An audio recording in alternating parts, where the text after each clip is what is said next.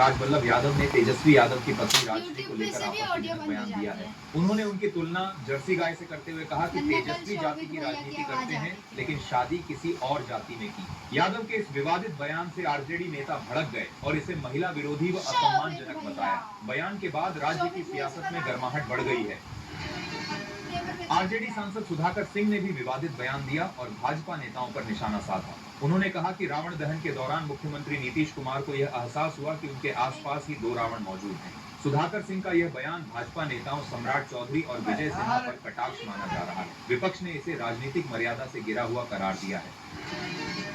साल 2020 के चुनाव में लोक जनशक्ति पार्टी ने अकेले मैदान में उतरने का फैसला किया था। इस पर चिराग पासवान के जीजा अरुण भारती ने कहा कि पार्टी ने 137 सीटों पर चुनाव लड़ा और 6% वोट हासिल किए। उनका दावा है कि अगर पार्टी सभी 243 सीटों पर उतरती तो उसका वोट शेयर 10% से भी ज्यादा हो सकता था। उनके बयान को पार्टी की राजनीतिक मजबूती जताने के संकेत के तौर पर देखा जा रहा है।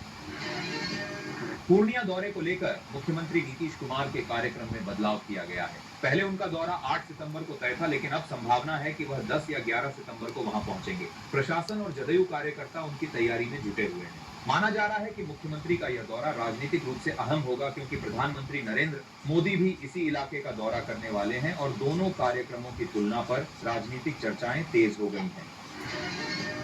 केंद्रीय मंत्री प्रहलाद जोशी 10 सितंबर को गाजियाबाद स्थित नेशनल टेस्ट हाउस की नई अत्याधुनिक रासायनिक प्रयोगशाला का उद्घाटन करेंगे। अधिकारियों के मुताबिक इस लैब में अंतर्राष्ट्रीय स्तर की सुविधाएं होंगी, जिससे जांच और परीक्षण की गुणवत्ता और तेजी बढ़ सकेगी। इसका लाभ उद्योगों और उपभोक्ताओं दोनों को मिलेगा। जापान के प्रधानमंत्री शिगेरू इशिबा ने लगातार चुनावी हार की जिम्मेदारी लेते हुए पार्टी अध्यक्ष पद से इस्तीफा दे दिया। रविवार को किए गए इस ऐलान के बाद जापान की राजनीति में हलचल मच गई है। इशिबा ने कहा कि वह पार्टी को नए नेतृत्व के हाथों में सौंपना चाहते हैं। अब उनके उत्तराधिकारी के चयन की प्रक्रिया शुरू होगी।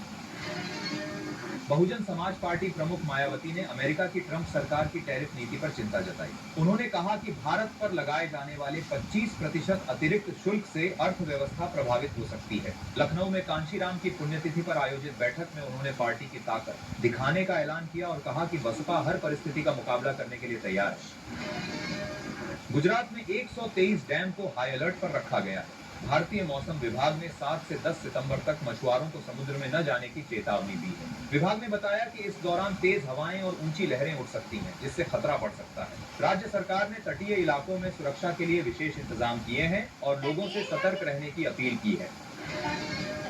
लखनऊ में रक्षा अनुसंधान एवं विकास संगठन के रक्षा प्रौद्योगिकी और परीक्षण केंद्र द्वारा बड़ा कॉन्क्लेव आयोजित किया गया। इस कार्यक्रम में एमएसएमई की भूमिका पर विशेष जोर दिया गया और बताया गया कि छोटे व मझोले उद्योग रक्षा उत्पादन और अनुसंधान में अहम योगदान दे सकते हैं। विशेषज्ञों ने कहा कि स्वदेशी क्षमताओं को बढ़ावा देने से देश आत्मनिर्भर बनेगा। केंद्रीय मंत्री जितेंद्र सिंह ने कहा कि भारत का भविष्य स्टार्टअप आधारित इकोनॉमी पर टिका है। उन्होंने बताया कि आने वाले वर्षों में आर्थिक वृद्धि का सबसे बड़ा इंजन नवाचार और उद्यमिता होगी। सरकार स्टार्टअप्स को बढ़ावा देने के लिए नई नीतियां और प्रोत्साहन ला रही है। मंत्री ने युवाओं से नए विचारों और तकनीक के जरिए भारत को वैश्विक स्तर पर अग्रणी बनाने की अपील की। क्या देखते हैं आप अपने दराज में? मैं देखती हूँ जैसे ही मेहमान घर आए तभी दीवारों के सारे छुपाए हुए दाग धब्बे आपको चाहिए इंस्टेंट इलाज। JK Max Paints White Easy। मेरा trusted washable paint stain guard technology JK Max Paints White Easy washable paint, अब स्टेन से भी फॉरवर्ड। झारखंड के पश्चिम सिंहभूम जिले के चाईबासा में सुरक्षा बलों ने बड़ी सफलता हासिल की। सरंडा जंगल में हुई मुठभेड़ में 10 लाख रुपए का इनामी माओवादी ढेर हो गया।